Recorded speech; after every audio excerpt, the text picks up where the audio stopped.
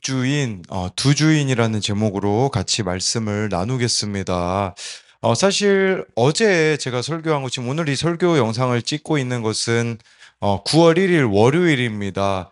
근데 제가 어제 주일 설교 때 8월 31일에 했으나 그 영상에 네, 이게 녹음이 잘 안 돼가지고, 네, 음성이 너무 안 좋아가지고 이렇게 새롭게 찍게 됐는데, 사실 오늘 되게 고민이 많았습니다. 이거 영상 다시 찍으려면, 예, 씻고 옷도 갈아입어야지, 뭔가 준비해야 되지, 이 번거로움이라는 게 있었었거든요. 그런데 오늘 새벽 그 사도행전 큐티가 시작이 됐죠.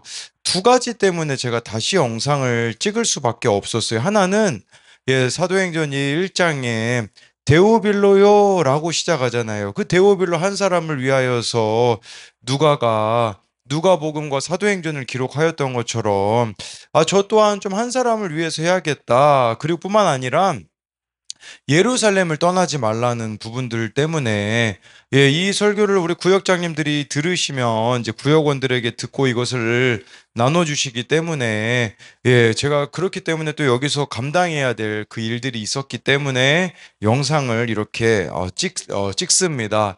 뭘 이야기 드리고자 하는 거냐면 한 주인을 섬기는 것이란 예, 이게 쉽지 않다라는 거예요. 여러분 예수님께서도요 마태복음 6장 24절에 이렇게 말씀하셨습니다. 한 사람이 두 주인을 섬기지 못할 것이니 혹 이를 미워하거나 저를 사랑하거나 혹 이를 중히 여기고 저를 경히 여김이라 너희가 하나님과 재물을 겸하여 섬기지 못하느니라 라고 말씀해 주고 있습니다. 여러분 하나님과 재물을 겸하여 섬길 수 없다고 합니다. 예, 하나님과 세상을 같이 섬길 수가 없다라는 거죠. 그런데 오늘 말씀에 나오는 이 아브라함의 조카 롯, 이 소돔에 살고 있는 롯은요, 자기가 두 주인을 섬길 수 있을 거라고 생각을 했습니다. 하나님도 잘 섬기고 또 소돔에서도 잘 살 수 있을 거라고 생각을 했으나 그럴 수가 없다라는 거죠. 요즘 새롭게 생긴 신조어가 있습니다. 그 신조어는 방구석 여포라는 말입니다. 여러분 혹시 삼국지를 읽어보셨습니까? 여포하면 용맹스러운 사람이 아닙니까? 적토마를 탄 그 용맹스러운 사람. 그런데 방구석 여포라고 합니다. 방구석에서는 여포와 같이 용맹하지만 제가 이미지를 가지고 와봤는데 이런 이미지가 되겠죠. 예, 방구석 온라인에서는 막 사랑하는 사람 같고 용맹스러운 사람 같지만 실제로는 그렇지 못하는 사람을 방구석 여포라고 하는 거죠. 예, 근데 오늘 말씀에 나오는 롯이 딱 이 방구석 여포 같다라는 생각이 들더라고요. 왜냐하면 겉으로 보기엔 하나님을 너무 사랑하는 사람인 것 같아 보이는데 실제 그의 삶을 구석구석을 들여다보면요. 그와 정반대로 소돔을 너무나 사랑하는 그의 모습을 확인할 수가 있다라는 것이에요. 여러분, 우리도 이 말씀을 통해서 나 또한 두 주인을 섬기고 있지는 않는가를 말씀을 통해 돌아보자는 겁니다. 첫 번째로요, 두 주인을 섬기는 사람은 껍데기 신앙입니다. 껍데기 신앙이라는 게 신앙의 모양만 있다라는 거겠죠. 1절인데요. 저녁 때에 그 두 천사가 소돔에 이르니 마침 롯이 소돔 성문에 앉아 있다가 그들을 보고 일어나 영접하고 땅에 엎드려 절하며 예, 이 아브라함의 장막에 있었던 이 두 천사가요. 저녁 때에 소돔에 도착했습니다. 그런데 소돔 성문에 롯이 앉아 있었다고 나옵니다. 여러분, 이 성문에 앉아 있었다라는 것은 그냥 예, 뭐 할 일이 없어서 빈둥댄다라는 의미가 아닙니다. 그 당시 이렇게 성문에 앉아 있다라는 것은요, 중요한 지시사항을 예, 이렇게 동네에 알리고 교제를 나누고 재판을 행하던 자리가 바로 성문이었습니다. 그러니까 롯이 성문에 앉아 있다라는 것은 우리들에게 뭘 의미하는가 보면요. 롯이 어느 정도 소돔에서 지위를 가지고 있었다라는 겁니다. 이 소돔에 잘 정착하여 살고 있었다라는 거죠. 또 한 가지 질문이 있습니다. 그렇다면 왜 저녁 때에 날이 저물 때에 그든 소돔 성문에 앉아 있었을까요? 아니, 왜냐하면 뭐 밝을 때나 이럴 때는 사실 그 자리가 지위를 상징하는 거기 때문에 앉아 있는 게 의미가 있겠죠. 근데 저녁 때에 왜 그는 이 성문에 앉아 있었을까요? 그가 아무래도 인생에 허무함을 느꼈기 때문이 아닐까요? 예, 소돔에서 우리로 말하자면 자수성가했지만 그것이 인생에 진정한 만족을 가져다 줄 수는 없다라는 사실입니다. 여러분, 우리 인생에도 이런 허무함, 외로움이 왜 찾아올까요? 제가 예전에 읽었던 글인데 지금도 잊을 수 없는 글이 있어요. 거기 그런 내용이 나와요. 당신이 외로운 것은 사랑해야 될 사람을 사랑하고 있지 않아서일 수 있다라는 말이 있더라고요. 여러분, 왜 우리 인생에 허무함이 찾아올까요? 왜 외로움이 찾아올까요? 그것은요, 사명을 따라서 살고 있지 않기 때문일 수 있어요. 해야 될 일을 하고 있지 않기 때문이며, 사랑해야 될 사람을 사랑하고 있지 않기 때문에, 그렇기 때문에 우리의 인생이 허무하고, 예, 이렇게 외로울 수밖에 없다라는 거죠. 하나님을 모르기 때문이라고도 볼 수 있지 않을까 싶습니다. 베드로후서 2장 7, 8절에요. 이런 말씀이 있습니다. 롯에 대한 부분인데요. 무법한 자들의 음란한 행실로 말미암아 고통당하는 의로운 롯을 건지셨으니 이는 이 의인이 그들 중에 거하여 날마다 그 불법한 행실을 보고 들으므로 그 의로운 심령이 상함이라. 예, 여기 보니까요, 롯이요. 예, 이 무법한 자들 음란한 행실로 말미암아 고통당하는 롯을 건지셨는데 8절에 보면 예, 이 의인이 그들 중에 거하여 그 불법한 행실을 날마다 보고 들었다라고 나와 있어요. 여러분, 죄의 특징이 뭔지 아십니까? 보고 들은 거 그걸 넘어서는 죄는 없습니다. 그렇다면 우리에게 중요한 게 있어요. 여러분들은 뭘 보고 있는가? 뭘 듣고 있는가? 여러분, 우리가 구별된다라는 게 무슨 말일까요? 듣는 거, 보는 걸 구별하는 겁니다. 근데 롯이요, 소돔에서 살고 있으니 듣는 거, 보는 게 구별이 안 되어지는 것이겠죠. 그러니까 그 의로운 심령이 변질될 수밖에 없는 거예요. 상할 수밖에 없는 겁니다. 여러분, 우리에게도 이 상한 날 상하게 만드는 그런 예, 부분들이 있지 않습니까? 그것은요, 지금 듣지 말아야 될 걸 계속 듣고 있기 때문이고요. 보지 말아야 될 것을 자꾸 보고 있기 때문에 이 심령이 상할 수밖에 없다라는 거예요. 아니, 롯이 지금 이렇게 허무함을 느끼면요, 이런 어려움이 있으면 이 소돔을 떠나야 되거든요. 근데 왜 소돔을 안 떠날까요? 소돔은 화려해 보이거든요. 그런데 이 조카 롯의 삼촌인 아브라함이 살고 있는 가나안은 어땠을까요? 찌질해 보였거든요. 가나안은 당시 낮은 곳으로 통했다고 하더라고요. 지역이 낮은 것도 있겠지만 그것보다는 천한자라는 뜻이 있어요. 즉 삼촌 아브라함이 살고 있는 가나안은 화려한 문명의 중심이 아니라 낮고 천한 곳이었기 때문입니다. 여러분, 우리가 얼마나 화려한 것만 추구하면서 살아갑니까? 그러니까 지금 내가 외로운 거예요. 그러니까 허무한 인생을 살아가고 있는 거라는 거겠죠. 충분히 기회는 있었어요. 이 소돔으로부터 예, 이 롯이 나올 수 있는 기회가 있었죠. 언제였습니까? 북방과 남방이 싸울 때 그때 이 롯이 사로잡혔다라는 소식을 듣고 아브라함이 318명의 사람들을 데리고 가서 롯을 구해오지 않습니까? 그럼 그때 롯이 어떻게 해야 됐습니까? 아, 난 이제 가나안 땅 이 삼촌 아브라함과 함께 해야 되겠구나 라고 생각하고 이 소돔 삶을 정리해야 됐거든요. 근데요, 문제가 해결되니까 자기가 이 삼촌의 도움을 받아가지고 문제 해결되니까 이제 하나님을 떠나는 거죠. 여러분, 교회에 이런 사람 너무 많습니다. 문제가 해결되잖아요. 하나님 바로 떠나버려요. 정말 안 풀리던 문제가 풀리고 나니까, 예, 다시 이전의 삶으로 돌아가게 되어지는, 여러분, 그러라고 하나님이 문제 해결을 주셨을까요? 아니라는 거죠. 정말 그럴 때 우리 하나님 앞에 더 나아가야 되는데, 정말 이렇게 문제만 해결되어지면 이전으로 돌아가 버리는 나의 그 완악함을 보자라는 거겠죠. 여러분, 환경 이기는 장사가 없어요. 이 베드로후서 2장 7, 8절 소돔 환경 누가 이깁니까? 못 이겨요. 그럼 떠나야죠. 근데 이 지금 롯이 착각하는 것은 이 환경에 살면서도 자기는 하나님을 잘 섬길 수 있다라는 착각에 빠졌다라는 거죠. 여러분, 우리에게 떠나야 되는 소돔이 있습니다. 그리고요, 머물러야 되는 가나안이 있어요. 머물러야 되는 가나안은 겸손한 환경이라고 할 수가 있는 거겠죠. 오늘 큐티 말씀에 의하면 어디입니까? 저와 여러분들이 기다리고 머물러야 되는 예루살렘이 있다라고도 볼 수 있겠죠. 여러분, 우리가 하나님을 그럼 주인으로 섬기게 되면 어떤 일이 우리들의 인생에 벌어지게 될까요?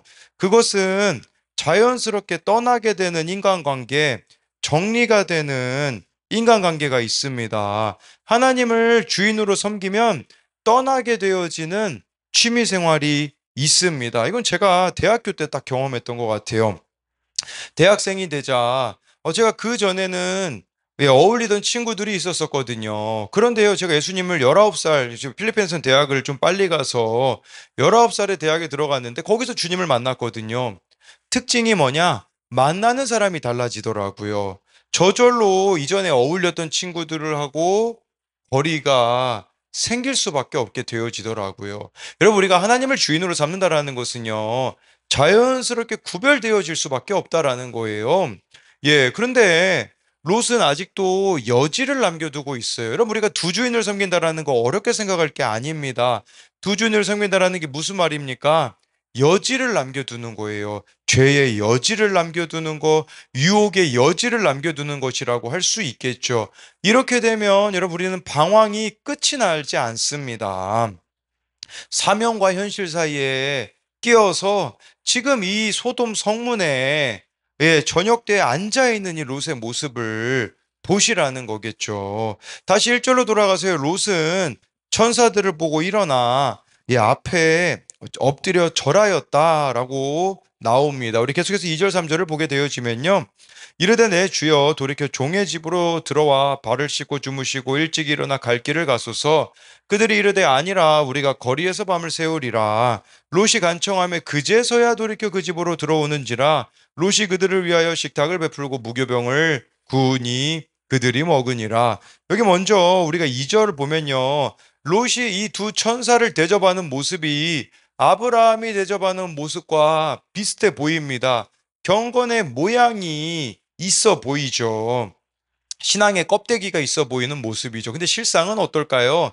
아브라함과 차이 나는 지점들이 있어요. 예를 들면 2절에 보니까요, 내 주여 종의 집으로 들어와 발을 씻고 주무시고 일찍 일어나 갈 길을 가소서. 이게 좀 아브라함하고 차이가 나요. 아브라함은요, 머물 만큼 머물라고 하였거든요. 근데 이 롯은 그렇지 않은 거죠. 여러분, 내가 주인인 사람의 특징이 뭔지 아십니까? 다른 사람에게 인색하다라는 것을 아셔야 돼요. 나에게는요, 한없이 관대해야 합니다. 나를 위해서 돈 쓰는 건 전혀 아깝지 않아요. 나를 위해서 시간 내는 거 전혀 아깝지 않아요. 그런데 다른 사람을 위해서 돈을 내는 거, 다른 사람을 위해서 시간 쓰는 거, 하나님을 위하여서 시간 쓰는 거, 하나님을 위하여서 물질 쓰는 것은 아까워하는 거죠. 돌아오는 토요일에 우리 청년부 모임이 있는데 그때 제가 이걸 이야기하려고 합니다. 우리 청년들 돈 자신들을 위해서 놀러 가는데 잘 씁니다. 그런데 하나님께 드리는 것은 잘 하지 않아요. 그래서 뭐 주정원금이나 11조도 이제 잡아가려고 하거든요. 자신을 위해서 돈 쓰는 건 아까워하지 않지만 하나님을 위하여서 인색하다면 롯과 같은 모습일 수 있다라는 거겠죠. 롯은요, 이렇게 삶에 이웃의 자리가 없었어요. 이게 하나님 없는 사람의 특징입니다.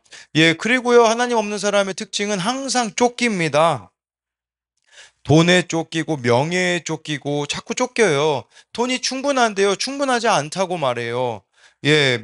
자꾸 불만족스럽게 갈 수밖에 없겠죠. 그러니까 자기로 가득 차 있기 때문에 이웃의 자리가 그의 삶에는 없다라는 겁니다. 우리가 여기서 이제 3절에요, 또 무교병을 통해서 생각해 볼 수 있어요. 여러분, 아브라함에게 이 천사들이 왔을 때 아브라함이 얼마나 거창하게 대접을 합니까? 롯은요, 무교병을 구웠다라고 나와 있어요. 여러분, 무교병은요, 이거예요. 제가 이미지를 가지고 와봤는데 누룩 없는 빵입니다.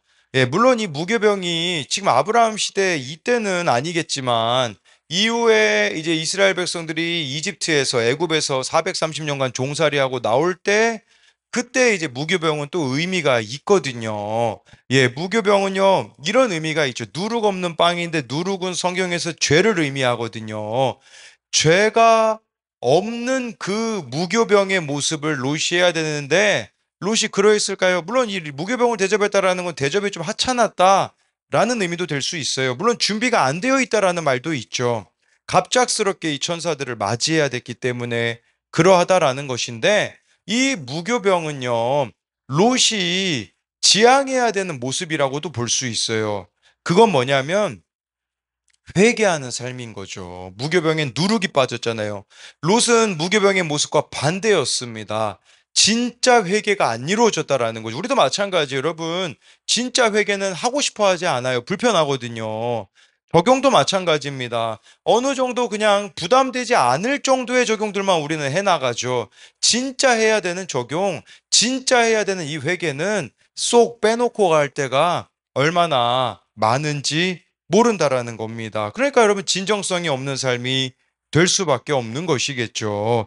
예, 이거는 지난 토요일 청소년용 큐티 묵상 간증 엄마가 잘못했어라는 거기에 나오는데 예, 이분의 어머니는 고된 시집살이 아버지의 폭력, 욕설을 겪으며 하나님을 만나셨지만 조현병이 있으셨다고 합니다. 그런 어머니를 고쳐달라며 금식, 절야, 봉사, 헌금 중심의 기도원에서 신앙생활을 하며 자녀들을 율법적으로 키웠다고 해요. 오직 기도원과 병든 어머니만 신경 쓰다 보니 자녀들의 예, 학교 생활엔 전혀 관심이 없었고 옷, 신발, 가방 등은 얻어다 다 입혔다고 합니다. 거기 이런 고백이 나오더라고요. 그러다 말씀의 공동체로 인도되어 엄마의 때를 잘 살라는 권면을 처음으로 들었습니다. 그제야 학교 따돌림, 아토피, 천식으로 아파하는 첫째 딸과 피해망상, 애정결핍으로 힘들어하는 둘째 딸이 보였습니다. 매주 말씀을 들을 때마다 얼마나 자녀를 노엽게 하는 엄마였는지 깨달아져 딸들을 안고 울며 회개했습니다. 그러면서 이렇게 나오더라고요. 엄마의 때를 사는 것이 그분에게는 해야 하는 적용이자 회개였다라는 겁니다. 이건 제가 쓴 내용인데 이처럼 지금 우리들의 삶 가운데도 해야 하는 회개와 적용이 있다라는 거죠. 제가 해야 되는 구체적인 적용은 뭐냐? 자기애를 늘 버려야 돼요. 여러분 저는 제가 목사 된 게 뭔가 대단해서 목사가 된 거라고 착각했는데 아닙니다. 저 얼마나 저를 사랑하는지 몰라요. 얼마나 저는 이기적인지 몰라요. 그래서 우리 지난주에 그 에베소서 큐티 했잖아요. 에베소서에요. 남편들은 아내 사랑하기를 자기 사랑하듯이 하라라는 그 말씀이 너무나 저에게는 찔리더라고요. 저는요, 저에 대해서는 너무나 섬세해요. 그러나 아들들에게는 아내에게는 그렇지 못해요. 제 둘째가 아침에 일어나는데 눈곱이 껴가지고 안과를 제가 이제 데리고 갔다 왔거든요. 안과에서 그 의사 선생님이 제 둘째 눈을 이렇게 검사하시면서 전염성이 있는가 없는가를 확인해 주시겠다라고 하더라고요. 전염성은 없다고 하더라고요. 그래서 약을 처방받았는데, 그럼 그 약을 이제 얘를 유치원에 보내면 안약을 넣어서 보내야 되잖아요. 제가 어떻게 했을까요? 그냥 보내고 그 안약을 냉장고에다가 집어넣는 그 모습을 아내가 보면서 눈에다가 안약 넣어줬냐고 물어보더라고요. 근데 안 넣어줬습니다. 왜 전염병 없다고 하니까 전염성 없다고 하니까 그 얘기만 안심했던 이 디테일하지 못한 저의 모습을 보게 되어지는 거죠. 제가 진짜 해야 되는 회개가 뭔지 아십니까? 저밖에 모르는 거예요. 이기적으로 가려고 하는 거겠죠. 이게 제가 해야 되는 진짜 회계자, 진짜 적용이라고 할 수가 있는 거겠죠. 여러분, 우리도 마찬가지예요. 진짜 내가 제거해야 될 누룩이 있습니다. 근데 그것만 쏙 빼놓고 다른 것으로 회피하려고 하지 마시고, 진짜 해야 되는 적용을 해야 한다라는 거겠죠. 어제 큐티 말씀 에베소서 6장 20절에도 이런 말씀이 있더라고요. 이 일을 위하여 내가 쇠사슬의 메인 사신이 된 것은 나로 이 일에 당연히 할 말을 담대히 하게 하려 하심이라. 바울은 복음을 전하기 위해 쇠사슬에 매였다고 합니다. 우리로 말하면 쇠사슬에 매여 있으니 내가 감옥에 있으니 복음을 전할 수 없어라고 말할지 모르겠지만 그것이 그곳에 매여 있는 것이 바울이 복음을 전하기 위해 꼭 필요한 일이었었다라는 것을 인식했다라는 겁니다. 여러분, 바울이 쇠사슬에 매여 있는 것이 겸손한 환경이며 그게 사명에 매여 있는 게 아니겠습니까? 저와 여러분들에게도요, 매여 있어야 될 자리가 있습니다. 오늘 말씀의 롯에게는 매여 있어야 할 자리는 바로 아브라함이 있는 가나안이었다라는 겁니다. 그가 해야 되는 진짜 적용은 뭡니까? 소돔에서 나오는 겁니다. 예, 근데 그거는 하지 않으려는 이 롯의 모습이 있는 거죠. 그래서 이것에 대한 두 가지 적용은요. 떠나야 하는 나의 소돔은 무엇입니까? 떠나지 못하고 여지를 남겨두는 이유는 무엇입니까? 또 한 가지는 내가 진정성 있는 삶이 되기 위해 해야 하는 진짜 회개와 적용은 무엇입니까? 우리가 진짜 해야 되는 그 적용 뭔지 생각해 보자라는 거죠. 두 번째로요, 두 주인을 섬기는 사람은 결국에는 다 잃습니다. 4절 5절인데요. 그들이 눕기 전에 그 성 사람 곧 소돔 백성들이 노소를 막론하고 원근에서 다 모여 그 집을 에워싸고 롯을 부르고 그에게 이르되 오늘 밤에 내게 온 사람들이 어디 있느냐 이끌어내라 우리가 그들을 상관하리라. 여러분, 이 지금 보면요. 4절에 보면 눕기 전에, 좀 잠들기 전에거든요. 이 아브라함 당시를 청동기 초기로 보거든요. 족장 시대입니다. 횃불로 밤을 밝히던 때, 이때인데, 그러면 해질 무렵부터 잠자리 누울 때까지는 대략 한 두어 시간이 걸릴 건데, 이 시간 내에 여러분 소문이 얼마나 빨리 돌았는가? 남녀노소가 아닌 노소를 막론하고 남자들이 모두 롯의 집 앞으로 몰려와서 하는 말이 뭡니까? 5절에 우리가 그들을 상관하리라 이 천사 남자들의 모습으로 왔거든요. 그러니까 동성애하겠다라는 것을 보여주는 겁니다. 여러분 이게 얼마나 끔찍한 소돔의 실상입니까? 자신이 살고 있는 생활의 영역에 낯선 사람이 들어왔을 때 집단이 지니고 있는 힘과 세력을 가지고 동성인 남자를 성폭행함으로 수치와 모욕을 주겠다라는 거예요. 동성애까지 갔다라는 것은 이미 소돔 지역에는 각종 음행이 벌어지고 있었음을 짐작할 수 있습니다. 이들에게는 죄의 한계, 성적인 한계가 없었다라는 것을 보여주는 것이겠죠. 예, 6절부터 8절인데요.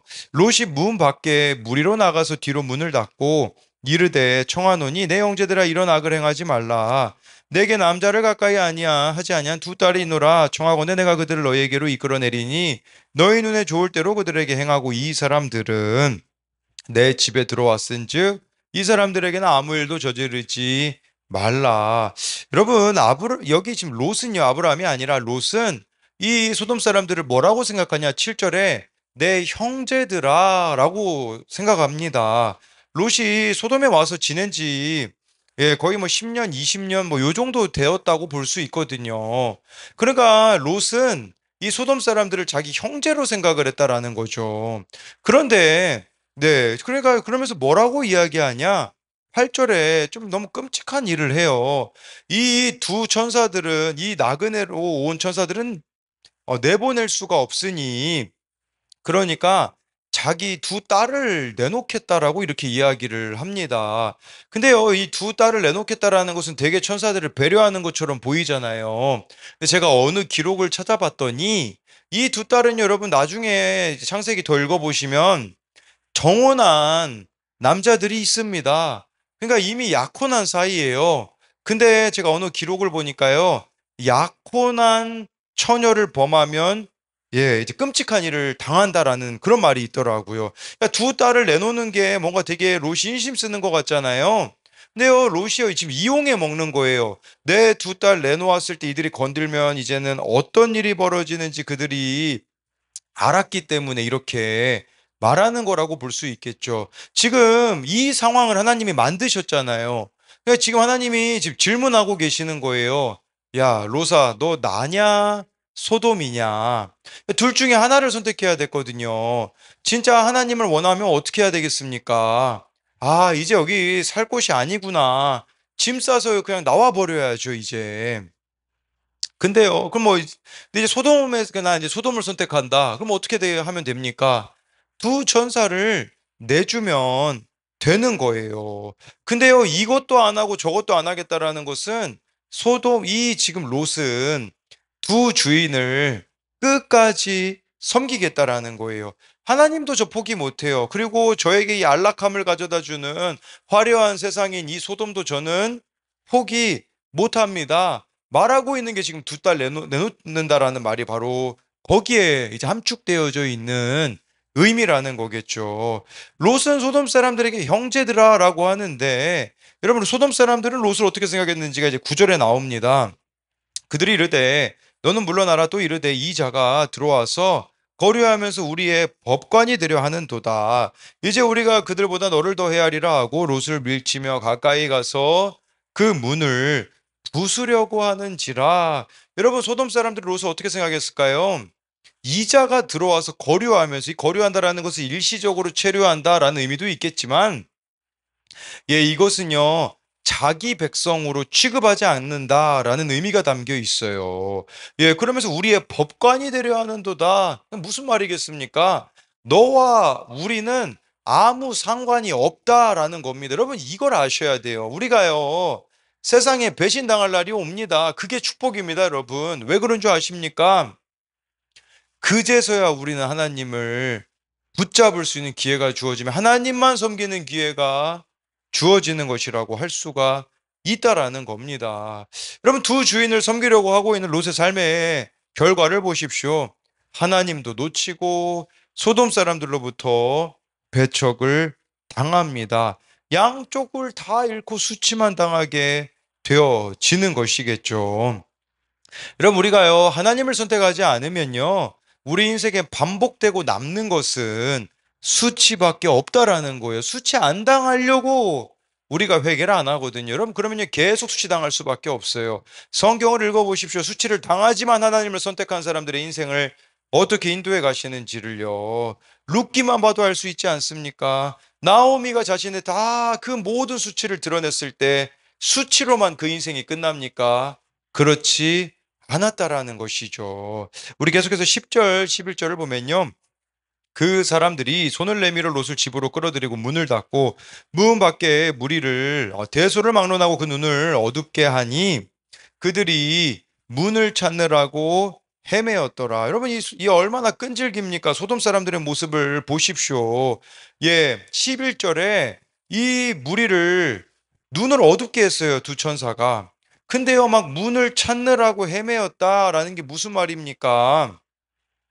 아니, 이제 안 보이면 그만둬야 되는데 계속 문을 찾으려고 하는 거예요. 이 집착이죠. 여러분, 이게 바로 중독이자 죄입니다. 끝까지 포기를 못 하는 거예요. 지금 눈이 안 보이면 이제 포기해야 되잖아요. 근데 계속 문 찾아가지고 어떻게 해서든지 이 두 천사에게 몹쓸 짓을 하려고 하고 있는 이 소돔 사람. 여러분, 이게 뭘 의미하겠습니까? 악에서 스스로 빠져나올 자가 없다라는 겁니다. 이런 난리를 겪고서야 이제 겨우 롯이 좀 정신을 차리거든요. 이런 모습을 하나님이 지금 보여주시는 이유가 뭡니까? 소돔이 그 민낯을 보라는 거예요. 너 소돔 사람들 형제라고 했잖냐? 근데 이 사람들이 지금 널 형제라고 생각하니? 라고 지금 하나님이 메시지를 주시는 게 아닐까요? 이 더럽고 추한 모습을 보여주고 있는 거. 너 이래도 계속 소돔에서 살래? 예, 이걸 지금 보여주는 것이라고 볼 수 있겠죠. 롯이 잘나서가 아니라 하나님이 인도해 주셔서 그나마 여기까지 올 수 있었다라는 거죠. 여러분 누구든지 이 쾌락과 환락에서요 헤어날 자가 없습니다. 근데요 나올 수 있는 방법이 있어요. 뭔지 아십니까? 돈이 없든지 몸이 불구가 되든지 그 세계에서 완전히 쫓겨나야 돼요. 성적으로 타락한 세상에서는 이렇게 쫓겨나지 않으면 절대 나오기가 힘들다라는 것이죠. 돈을 사랑하는 사람이 있다면 돈이 끊어져야 됩니다. 세상을 사랑하는 사람들이 있다면 그 세상이 끊어지는 사건이 찾아와야지만 우리는 비로소 하나님께 돌아갈 수 있다라는 거예요. 그런 의미에서 여러분, 망하는 게 축복인 이유가 뭡니까?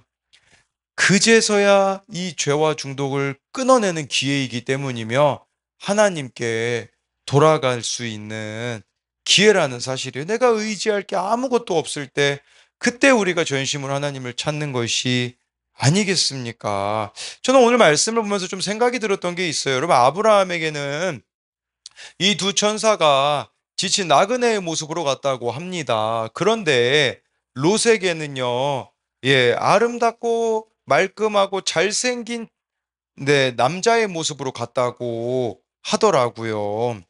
왜 그랬을까요? 제가 생각해 봤는데 아브라함은 믿음의 수준이 높기 때문에 나그네의 모습으로 간 거예요. 예, 여러분 그러면요. 이렇게 우리가 생각할 수 있거든요. 여러분들을 힘들게 하는 사람이 많다라는 거는 뭔 줄 아십니까? 그건 하나님이 여러분들의 믿음의 수준을 높게 보신다라는 것으로 우리가 또 볼 수 있어요. 반대로 롯을 찾아갔던 두 천사는 화려한 모습으로 갔거든요. 여러분, 이건 믿음의 수준이 롯이 낮다라는 거예요. 믿음의 수준이 낮은 사람의 특징이 뭔 줄 아십니까? 끼리끼리만 어울립니다. 급이 맞는 사람, 교육 수준이 맞는 사람, 직업이 맞는 사람, 그런 것만 따지는 거죠. 근데 우리가 믿음의 수준이 높다라는 것은 아브라함처럼 우리 인생에 나그네와 같은 인생들이 찾아올 때 그들을 잘 돌아보는 거라고 할 수가 있죠. 예, 저는 딱 이 부분을 묵상하고 있는데 우리 교회 그 유튜브 채널에서 이제 설교를 들으시는 어떤 집사님이 계세요. 우리 교회 다니시는 분은 아니고요. 예, 그런데 이분이 제 설교를 좋아하세요. 그래서 제가 한번 물어본 적이 있어요. 가끔 만나서 저에게 밥을 사주시거든요. 왜 제 설교가 좋냐? 이제 소리를 안 질러서 좋다고 하시더라고요. 예, 그래서 잘 해보겠습니다. 그런데 이분이 최근에 이제 넘어지셔가지고요. 수술을 하셨습니다. 그래서 천안에 있는 병원에 제가 한번 다녀오기도 했는데 아산에 이제 또 이제 오시게 된 거예요. 병원에 입원하셨는데 토요일 날 제가 이렇게 한창 설교 준비 중이었는데 전화가 온 거죠. 전화가 왔는데요. 예, 들어보니까 혹시 과자를 사다 줄 수 있냐라고 하셨어요. 네, 왜냐면 이분이 지금 혼자 살고 계시기 때문에 병원에 계시지만 예, 도움을 요청할 데가 없는 거죠. 순간적으로 인간적인 좀 계산이 들어가더라고요. 우리 교회 다니시지 않는데 내가 그렇게까지 해야 되는가? 설교 준비를 하는데 그때부터 더 이상 설교 준비가 안 되더라고요. 그래서 기도하기 시작했습니다. 기도하던 중에 가라는 마음을 주셔가지고요. 갔어요. 예, 그래서 저희 교회 근처에 있는 어느 드림디포라는 곳에 가서 과자를 딱 사려고 하는데 혹시나 해가지고 있잖아요. 제가 전화를 드려가지고 물어봤어요. 무슨 과자 드시고 싶으세요? 그랬더니 다이소, 예, 저희 아산에 있는 그 다이소 시장에 있는 다이소 2층 거기에 있는 쿠시쿠시라는 과자를 드시고 싶다고 하시더라고요. 갑자기 조금 마음이 불편해지더라고요. 왜냐면 그 다이소에 가려면 차를 주차장에다가 세우고 걸어서 갔다가 사서 다시 걸어서 차를 타고 가야 됐거든요. 예, 그래도 갔습니다. 가서 이제 병원에 들어가는데 뒷문으로 들어가는데 처음에는 문이 열려 있었어요. 아마 환자분이 그 뒷문으로 나와서 제가 들어갈 수 있었던 것 같아요. 딱 이제 그 과자를 사가지고 올라가려고 하는데요. 마스크를 안 써가지고 안 된다고 하더라고요. 다시 제가 뒷문으로 나왔는데 이제 차에 마스크가 있는지 보니까 제 둘째 마스크가 있더라고요. 그 너무 조그만데 그거 썼다가는요 얼굴 터지겠더라고요. 예, 그래서 이거 또 약국이 주변에 없어요. 그래가지고 이거 어떻게 해야 되나. 근데 마침 또 차에 하나 있더라고요. 그거 쓰고서는 또 뒷문으로 가는데 뒷문이 또 잠겼어요. 정문으로 가야 된대요. 다시 돌아가지고 정문으로 가가지고 이제 과자를 전달해 드리고 왔거든요. 불편하죠. 번거롭죠. 핑계 댈 수 있죠. 우리 교회 아니니까. 근데요, 제가 이 말씀 묵상하면서 들었던 생각이 뭐냐면, 우리 감사하게 되더라고요. 하나님이 나의 믿음의 수준을 높게 보시구나. 라고 생각이 되더라고요. 여러분 인생에 험한 나그네와 같은 사람들이 계십니까? 그러면요, 우리는 감사해야 돼요. 하나님이 내 믿음의 수준을 높게 보시는구나. 근데 우리가 원하는 사람들은 어떤 사람들이죠? 화려한 사람. 정말 이 사람과 함께 있으면 내가 뭔가 드러날 수 있는 사람, 뭔가 내가 얻을 것이 있는 사람, 나랑 급이 맞는 사람, 이런 사람만 우리가 찾고 있지 않느냐라는 거예요. 저희 어머니가 지난주에 저에게 이렇게 이야기하시더라고요. 야, 너는 어떻게 힘든 아이들만 자꾸 이렇게 교회 오게 만드냐? 그럼 제가 뭐 걔네들 골라서 왔습니까? 제가 골라서 오면 다른 애들 골라 오겠죠. 본인들이 온 거잖아요. 왜 그런 아이들을 우리 교회로 하나님이 보내셨을까요? 하나님이 지금 우리 믿음의 수준을 높게 보고 계시기 때문이 아닐까요? 그렇기 때문에 우리가 오히려 이런 힘든 사람들이 우리와 함께 할 때 번거롭죠. 어렵죠. 근데 우리의 믿음의 수준을 높게 보신 하나님께 감사해 보자라는 거예요. 또 한 가지는요. 지금 이 롯이 소돔에 살고 있지만 결국에는 롯은 소돔에서 벗어날 수 있게 되어지거든요. 누구 덕분일까요? 아브라함 덕분이죠. 여러분, 아브라함이요. 지난주 말씀에 보면요. 아브라함이 하나님께 중보기도 하잖아요. 하나님, 의인 50명만 있으면, 45명만 있으면, 30명, 20명, 10명만 있으면 소돔 멸망시키지 말아주세요. 이게 뭐예요? 하나님, 롯 좀 살려주세요. 이거 아니겠어요? 그러니까 롯이 지금 살아나는 거 아니겠어요? 여러분, 기도의 대가 지불하셔야 됩니다. 아니, 물론 한 영혼 구원하기 위해서 기도도 해야 되죠. 손과 발이 가는 적용도 해야 되죠. 이 대가 지불 없이 공짜로 구원을, 여러분, 공짜로 구원이 이루어지기를 바라지 말라는 거예요. 아브라함의 이 기도가 있었기 때문에 제가 금요일 날 금요 기도를 마치고 이제 저희 어머니가 그러시더라고요. 이제 금요일마다 우리 성도들을 위해서 좀 손을 얹고 기도해 줘야 되지 않겠니? 라고 하셨거든요. 그러면 예, 그래서요. 그러면 제가 이제 기도를 많이 해야 되거든요. 그래서 제가 토요일부터요.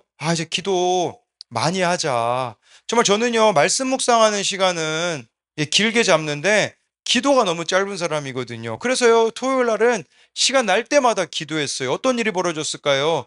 청년부 모임 1시간 전에 어느 청년에게 이렇게 연락이 왔어요. 목사님 잘 지내시나요? 오늘 청년부 예배 찾아봐도 될까요? 오랜만에 가고 싶습니다. 정말 오랜만에 이 청년이 돌아왔어요. 토요일 날 왔고요. 주일 예배 오게 되었거든요.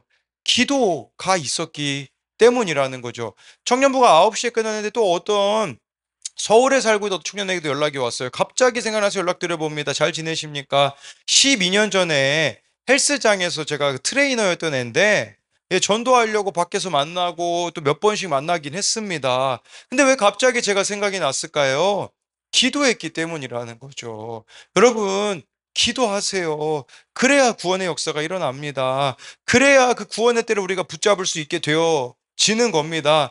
그래야 롯을 인도할 수가 있어요. 우리에게도 롯과 같은 아직 하나님께 돌아오고 있지 않은 사람들이 있지 않습니까? 기도하셔야 그들이 돌아오지 않겠습니까? 그렇기에 정말 하나님께 기도하며 나아가는 여러분이 되었으면 좋겠습니다. 이것에 대한 두 가지 적용은요. 지금 어떤 선택의 기로에 서 있습니까?